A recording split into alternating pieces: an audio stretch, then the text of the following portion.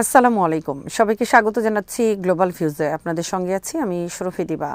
আজ জানাবো আন্তর্জাতিক গণমাধ্যমে আলোচিত সংবাদ ও বিশ্লেষণ। ইরানের ইসলামী বিপ্লবের নেতা আয়াতুল্লাহ সৈয়দ আলী খামেনি তেহরানের কাছে তাবরিজে হাজার হাজার মানুষের সামনে ভাষণ দিয়ে বলেন, একটি মার্কিন যুদ্ধ জাহাজের চেয়ে তার বিরুদ্ধে যেসব অস্ত্র আছে তা অনেক বেশি বিপজ্জনক। তিনি যুক্তরাষ্ট্রের প্রেসিডেন্টের হুমকিসূচক বক্তব্যকে ইরানের ওপর আধিপত্য প্রতিষ্ঠার উদ্দেশ্য হিসেবে আখ্যায়িত করেন। খামেনি বলেন, রাজনৈতিক ও অর্থনৈতিক সমস্যার কারণে আমেরিকানরা বাস্তবিক যুদ্ধ চালাতে সক্ষম নয় এবং ভুল করলে তার ফলাফল তারা ভালোভাবে জানে। তিনি আরও বলেন, বিশ্বের শক্তিশালী সেনাবাহিনী হলেও তা পরাজয় এড়াতে পারবে না এবং যুদ্ধ জাহাজের চেয়ে বিপজ্জনক হলো সেই অস্ত্র যা জাহাজটিকে সমুদ্রে নিমজ্জিত করতে পারে। তিনি যুক্তরাষ্ট্রের প্রেসিডেন্টের স্বীকারোক্তিকে উল্লেখ করে বলেন, ইসলামী প্রজাতন্ত্র শুধু সরকারের বিষয় নয়, এটি একটি স্থির চেতা ও দৃঢ় জনগণের ভিত্তিতে প্রতিষ্ঠিত। খামেনি যুক্তরাষ্ট্রের অর্থনৈতিক, রাজনৈতিক ও সামাজিক সমস্যার মাধ্যমে আমেরিকান সাম্রাজ্যের পতন প্রতিফলিত হচ্ছে উল্লেখ করে বলেন, ইরানের অধিকার ও প্রতিরক্ষা ব্যবস্থা নিয়ে তাদের হস্তক্ষেপ অযৌক্তিক। তিনি বলেন, সকল দেশের মতো ইরানকেও পরমাণু প্রযুক্তি ও শান্তিপূর্ণ বিদ্যুৎ উৎপাদন, চিকিৎসা, কৃষি ও শক্তির জন্য অধিকার রয়েছে, কিন্তু আমেরিকার হস্তক্ষেপ এই অধিকারকে আংশিকভাবে বিলোপ করতে চায়। তিনি জানালেন, মধ্য জানুয়ারির বিদ্রোহে মার্কিন ও জায়নবাদী গোয়েন্দা সংস্থা কয়েকটি অন্যান্য দেশের সহযোগিতায় কিছু অপকর্মী এবং বিদেশে প্রশিক্ষণপ্রাপ্ত ব্যক্তি পাঠিয়েছিল, যার লক্ষ্য ছিল প্রজাতন্ত্রের ভিত্তি দুর্বল করা। তবে আইন শৃঙ্খলা রক্ষাকারী বাহিনী, বাসিজ, আইআরজিসি এবং সাধারণ মানুষ এগিয়ে এসে বিদ্রোহ দমন করে বিজয় অর্জন করেন। তিনি জানালেন, যারা হত্যাকাণ্ড ও ধ্বংসযজ্ঞ চালিয়েছিল তারা মূলত অভিজ্ঞ ও অনভিজ্ঞ কিছু মানুষ। যারা নিহত হয়েছে তাদের হিসেব আল্লাহর হাতে। খামেনি বলেন, প্রথম দল আইন শৃঙ্খলা রক্ষাকারী ও রক্ষাকর্তারা, প্রথম সারির শহীদ, দ্বিতীয় দল নিরীহ মানুষ ও শহীদ এবং তৃতীয় দল ভূরান্ত ও প্রতারিত ও নিহত হয়েছে। তিনি মার্কিন স্বীকারোক্তি উল্লেখ করে বলেন, যেমন আইএসআইএস তৈরি করেছে, তেমনি নতুন জঙ্গি গোষ্ঠী এখনও সক্রিয় এবং সবাই সতর্ক থাকতে হবে। শেষ পর্যন্ত তিনি বলেন, 11 জানুয়ারি ও 11 ফেব্রুয়ারির মহান প্রতিবাদগুলোকে আল্লাহর নিদর্শন বলে মনে করে জনগণকে প্রস্তুতি, সতর্কতা এবং জাতীয় ঐক্য বজায় রাখতে আহ্বান জানান।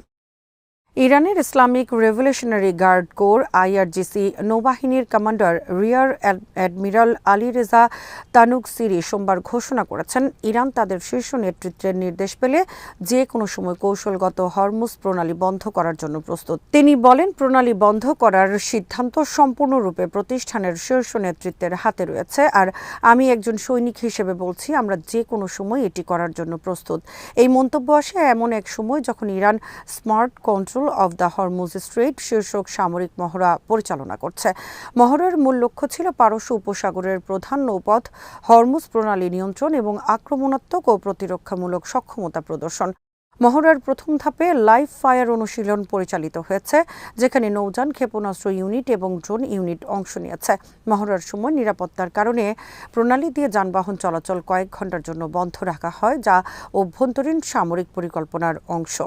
মহড়ার দ্বিতীয় ধাপ মঙ্গলবার অনুষ্ঠিত হয়েছে, যেখানে বিশেষভাবে যোদ্ধা ইউনিট এবং দ্রুত প্রতিক্রিয়াশীল বাহিনী অংশ নিয়ে প্রণালী দিয়ে জাহাজে নিরাপদে পারাপার করার অনুশীলন চালায়। সামরিক বিশেষজ্ঞরা জানান, এই ধাপে বিভিন্ন স্থির এবং চলমান লক্ষ্য সফলভাবে ধ্বংস করা হয়েছে, যা ইরানের কৌশলগত সক্ষমতার একটি স্পষ্ট প্রমাণ। মহড়ায় ব্যবহার করা হয়েছে অত্যাধুনিক ও চলনক্ষম ক্ষেপণাস্ত্র নিক্ষেপকারী ইউনিট, যা ইরান পারস্য উপসাগরীয় তট ও দ্বীপ থেকে দূরবর্তী লক্ষ্য নিক্ষেপে সক্ষম।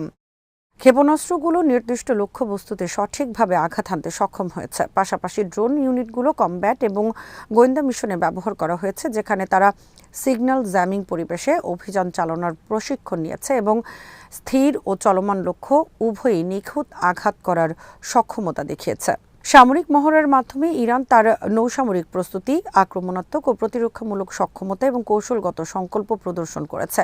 বিশেষজ্ঞরা বলছেন, এই মহড়া বিশ্বের জন্য একটি সতর্কবাণী, কারণ হরমুজ প্রণালী বন্ধ করা মানে গ্লোবাল তেলের 20% সরবরাহে বড় ধরনের প্রভাব ফেলা। ইরান তার ভূরাজনৈতিক ও সামরিক অবস্থান দৃঢ় করতে এবং সমুদ্রপথ নিয়ন্ত্রণের সক্ষমতা দেখাতে এই মহড়া পরিচালনা করেছে। রিয়ার অ্যাডমিরাল তানুক সিরির মন্তব্য এবং মহড়ার কৌশলগত কার্যক্রম ইঙ্গিত দেয় যে প্রয়োজনে ইরান যে কোনো সময় হরমুজ প্রণালী বন্ধ করার ক্ষমতা রাখে এবং তার প্রস্তুতি সম্পূর্ণরূপে কার্যকর। ইরান ৬০% ইউরেনিয়াম সমৃদ্ধি নিয়ে যুক্তরাষ্ট্রের সঙ্গে আলোচনা করতে প্রস্তুত জানিয়েছে ইরান। যুক্তরাষ্ট্র যদি অর্থনৈতিক নিষেধাজ্ঞা প্রত্যাহারের ক্ষেত্রে বাস্তব পদক্ষেপ দেখায় তবে তারা ৬০% ইউরেনিয়াম সমৃদ্ধির বিষয় নিয়ে আলোচনা করতে প্রস্তুত। ইরানের উপপররাষ্ট্রমন্ত্রী মজিদ তাকত রাভাঞ্চি বলেন, তেহরান এই সমৃদ্ধি নিয়ে আলোচনার জন্য উন্মুক্ত, তবে যে কোনো চুক্তি নিষেধাজ্ঞা প্রত্যাহারের প্রতিফলনমূলক পদক্ষেপের উপর নির্ভর করবে। তার এই মন্তব্য আসে এমন সময় যখন মধ্যপ্রাচ্যে যুক্তরাষ্ট্রের সামরিক উপস্থিতি ক্রমশ বাড়ছে। আঞ্চলিক অনুমান অনুযায়ী উপসাগরীয় দেশগুলো এবং আরব সাগরে প্রায় ৪০,০০০-এর বেশি আমেরিকান সৈন্য বিভিন্ন ঘাঁটিতে অবস্থান করছে। তাকত রাভাঞ্চি সতর্ক করে বলেন, যদি এই শক্তি ইরানের অস্তিত্বগত হুমকি হিসেবে প্রতীয়মান হয় তবে তার প্রাসঙ্গিক প্রতিক্রিয়া হবে। তিনি আরও বলেন, যদি কোনো আক্রমণ হয় তাহলে গেমটি সম্পূর্ণ ভিন্ন হবে। তিনি যুক্তরাষ্ট্রের ঘাঁটিগুলোকে সম্ভাব্য লক্ষ্য হিসেবে উল্লেখ করেন। অন্যদিকে ইরানের পররাষ্ট্রমন্ত্রী আব্বাস আরাকচি দ্বিতীয় ধাপের পারমাণবিক আলোচনার জন্য জেনেভায় পৌঁছেছেন। তিনি একটি কূটনৈতিক ও প্রযুক্তিগত প্রতিনিধি দলের নেতৃত্বে এই সফরে যাচ্ছেন এবং আন্তর্জাতিক অংশীদারদের সঙ্গে পরামর্শ করছেন। তেহরান ও ওয়াশিংটনের মধ্যে আলোচনা পুনরায় শুরু হয়েছে দীর্ঘদিনের অনাস্থার মধ্য দিয়ে। উভয় পক্ষই প্রকাশ্যে উল্লেখ করেছেন যে পারস্পরিক পদক্ষেপের উপর নির্ভর করবে আলোচনা কতটা অগ্রসর হবে। ইরান ইউরেনিয়াম সমৃদ্ধির বিষয়টিকে কেন্দ্র করে তার কৌশলগত অবস্থান শক্ত রাখার সঙ্গে যুক্তরাষ্ট্রের নিষেধাজ্ঞা শিথিলকরণের বাস্তব পদক্ষেপ আশা করছে। এই পরিস্থিতিতে মধ্যপ্রাচ্যে উত্তেজনা বাড়ার আশঙ্কা রয়েছে। বিশ্লেষকরা বলছেন, দুই দেশের মধ্যে কূটনৈতিক অগ্রগতি নির্ভর করছে আস্থা পুনর্গঠনের উপরে এবং এর ফলে সুরক্ষিত ও স্থিতিশীল পারমাণবিক সমঝোতা প্রতিষ্ঠা করা সহজ হবে কিনা তা স্পষ্ট নয়। আফগানিস্তান পাকিস্তানের ৩ জন সেনাকে সৌদি আরবের মধ্যস্থতাকারী দলের কাছে হস্তান্তর করেছে। আফগান সরকারের পক্ষ থেকে মঙ্গলবার জানানো হয়েছে যে কয়েক মাস আগে দুই প্রতিবেশী দেশের মধ্যে সংঘটিত সীমান্ত সংঘর্ষের সময় আটক হওয়া ৩ জন পাকিস্তানি সেনাকে মুক্তি দিয়ে সৌদি মধ্যস্থতাকারী দলের কাছে হস্তান্তর করা হয়েছে। তুর্কি সংবাদ সংস্থা আনাদুলু এই খবরটি প্রকাশ করেছে। আফগান সরকারের মুখপাত্র জবিউল্লাহ মুজাহিদ জানিয়েছেন, পাকিস্তানি সেনারা গত বছরের ১২ অক্টোবর আফগান পাকিস্তান সীমান্তে সংঘর্ষ চলাকালীন সময়ে আটক হন। ওই সময় উভয় দেশের সীমান্তরক্ষীরা একে অপরের সঙ্গে মুখোমুখি সংঘর্ষে জড়িয়ে পড়েন। মুজাহিদ এক্স, যা আগে টুইটার নামে পরিচিত ছিল, সামাজিক যোগাযোগ মাধ্যমে একটি পোস্টে বলেন, ৩ জন সেনাকে মুক্তি দিয়ে সম্মানিত সৌদি আরবের ভাইয়ানা দেশ থেকে আসা মধ্যস্থতাকারী দলের কাছে হস্তান্তর করা হয়েছে। পাকিস্তান সরকার এ ব্যাপারে এখনও কোনো মন্তব্য করেনি। আফগানিস্তান ও পাকিস্তানের সম্পর্ক গত বছরের সীমান্ত সংঘর্ষের পর থেকে তীব্রভাবে খারাপ হয়ে গিয়েছিল।